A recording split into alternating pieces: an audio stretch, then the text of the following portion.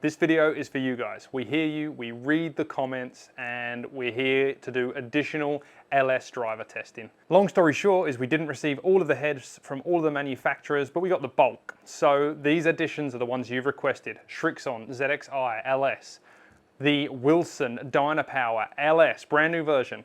And we added the Titleist GT3, maybe the GT4 was a little unfair because it is such a small tour player model. So we've added these three in for you. We put the three heads under exactly the same test parameters as we did the last batch, so you'll get an apples to apples comparison in this video. Hang around for the full test. Let's kick it off by running over the test parameters really quickly again. 115 miles an hour, zero face, zero path, zero angle of attack, exactly the same golf shaft, exactly the same golf ball tested on each three heads.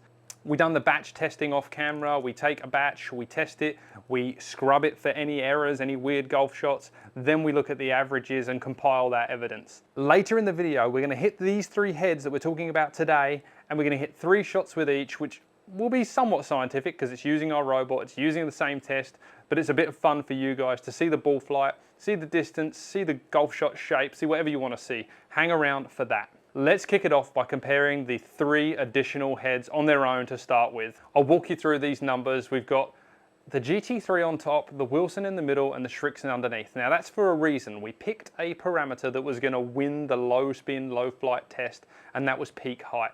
The GT3 was the lowest peak height out of this batch, followed by the Wilson, followed by the Srixon. But there's other things to note. If you look at just RPMs alone, the Wilson was the lowest spinning, followed by the Titleist, followed by the Srixon. If you look at launch alone, it goes Titleist, Wilson, Srixon, and then that all-important spin launch number. That is RPMs divided by launch, which gives you spin launch.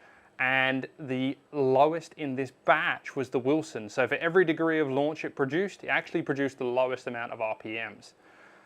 Other things to note, we've got lie angle, Wilson being the flattest, Srixon being the most upright, and the MOI YY, which is heel to toe, left to right forgiveness, is almost identical throughout the batch. A couple of 100 points between the Titleist and the other two. It's really negligible. I will say, if we're looking at the shape of these heads, the Wilson is noticeably taller from crown to sole. I like the Srixon with the matte finish, just my preference, but it definitely sits the most shallow out of all of them, and it looks the longest from front to back. If we're talking traditional driver heads, obviously the GT3 is in there. It's that pear shape, gloss finish, looks super, super clean.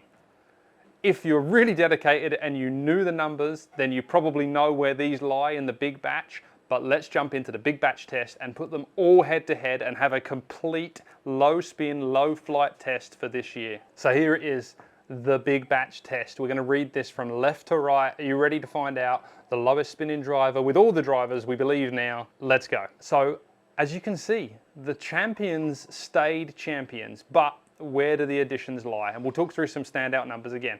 From left to right, in first place, GT4, and we're looking at peak height. This is the reason why they're staggered left to right, purely based on peak height. 25.9 is number 1. That's the lowest flight.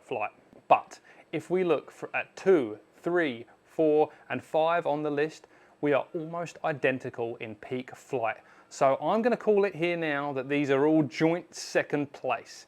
There's going to be reasons why you pick one over the other. You like the brand, probably, or the lie angle suits you. You like the look of the head. The MOI from heel to toe more suits your strike position. There's a bunch of reasons why you might pick these drivers. That's why we're just talking about peak height. We had to pick a metric to understand a winner. Another notable that stands out, and we're going to reference back to a number that we kind of coined at CoolClubs, which is spin launch, RPMs divided by launch. It goes in joint first place, let's call it, GT4 and the Ping G440 LS. And in a clear second place on its own is the Wilson LS. I think that's a standout call. We missed it from the first test. Like I said, no other reason that we didn't have the head in time, but that's a cool metric to have for Wilson. They're really good at launching it and not spinning it too high. And then we're followed by the QI35 LS. I actually think that's a pretty close to the Srixon there. We're talking about 9 RPMs difference through every, 1 degree. So if it launched 10 degrees different, there's only going to be 90 RPMs difference. So those two drivers are really, really close, as is the Srixon at 236. So I guess what we're learning from this is, you know, we do some rankings, but really this content is to help you dive in and find out what do these drivers mean relative to your game. We hope this data is providing the most in-depth understanding of today's technology and where it pushes throughout the year, from brand to brand, from model to model. We're here to help you make better decisions when purchasing golf equipment. We also had a bit of fun whilst testing these driver heads. We had the Srixon and the Wilson that both have the ability to flip front weight to rear weight and switch that MOI, that CG around a little bit. So we tested it. We hit the same test as we tested with all the other drivers, and we put the weight in the front position for both and in the back position for both, and we mapped it. And we're trying to see basically how much launch and spin is affected by changing that weight around. So let's jump in and take a look at the Srixon LS. We got 10 gram weight that's in the front, and then we can flip it and 10 gram weight in the back. We basically saw identical launch between the two. We saw a few RPMs higher, and that resulted in 1 yard greater peak flight. The spin launch did increase by about 8 RPMs per degree of launch, so it's not that big a deal. But you do get some forgiveness gains for it. We'll have Tom Mace map the MOI change at some point, the CG depth change at some point. So that's not the end of the story, but it does give you some information on what would happen in these neutral conditions if you flip that weight around. Okay, same test for the Wilson. We've now got a 12 gram weight up front and a 12 gram weight in the back. We saw a little more launch change, but nothing I don't think your eye will see, about 1/4 of a degree, 1/3 of a degree. We saw about 170 RPMs. Now that you might actually see in the air, but the washout is only 9 RPMs per degree of launch. Having said that, the ball flight changed a little bit in the air, around 2.3 yards higher. Some of us may see it, some of us might not. But the Wilson seemed to have a little more effect, ultimately speaking, because you're moving more mass in that driver than you are in the Srixon driver. It's interesting to note. I think people may think that flipping the weight does a huge amount.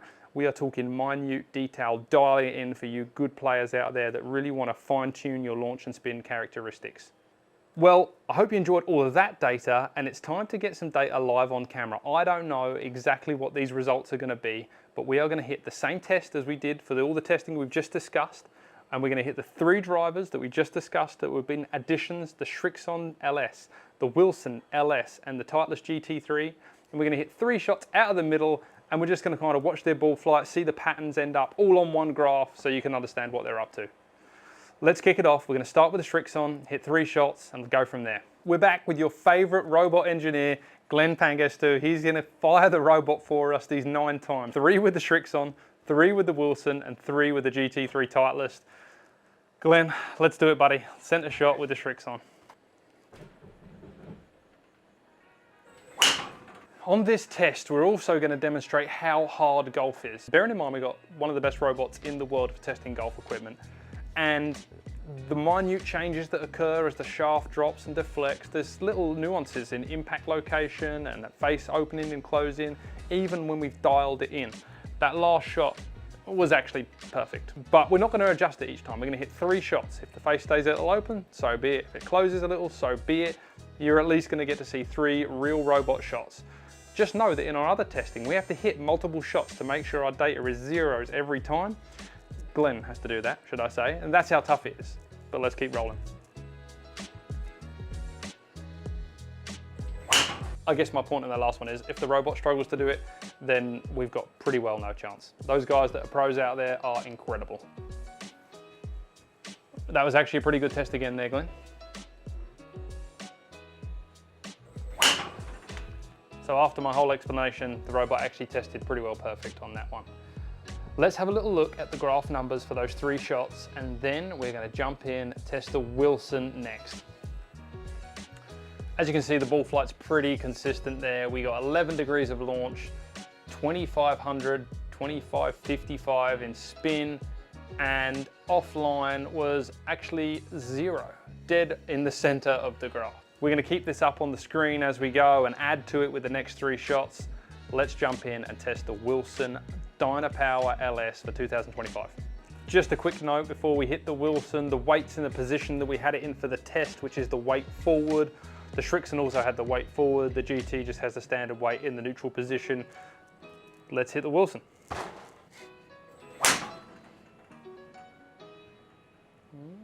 Fadey as well.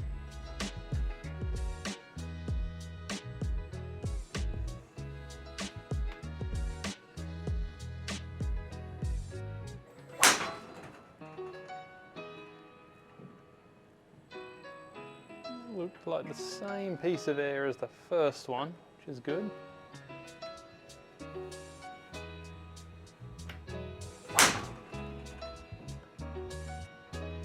Average launch, half a degree higher with the Srixon. Average spin, 150 RPMs lower with the Wilson. The peak height was 4 yards lower with the Wilson. The carry was within 2 yards, not worth talking about. And just because of the lower launch and lower spin, the Wilson run out 5 yards extra. Okay, I don't know what we're going to learn from this test. This is more fun than anything else, but it's good to see all the graph. We're going to jump and have a look at the ball flight. So you can clearly see there the Wilson is a little lower than the Srixon and a little more right biased. Pretty interesting information. Last but not least, let's put the GT3 in and give it a whirl. So if our back of house testing is anything to go through, we're going to see similar spin to what we just saw with the Wilson, or lower, similar launch or lower, and let's check out which side of the center line it goes.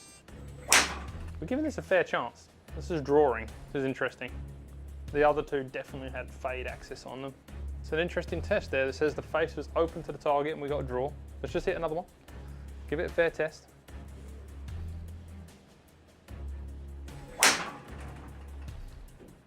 Drawing again on the second shot. Well, we're starting to see a pattern now.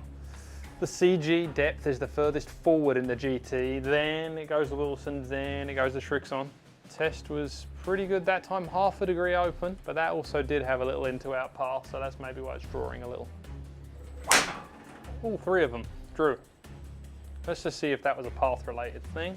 Club path, 0.1, impact was good. Okay, let's check out the ball flight to start. So definitely drawing.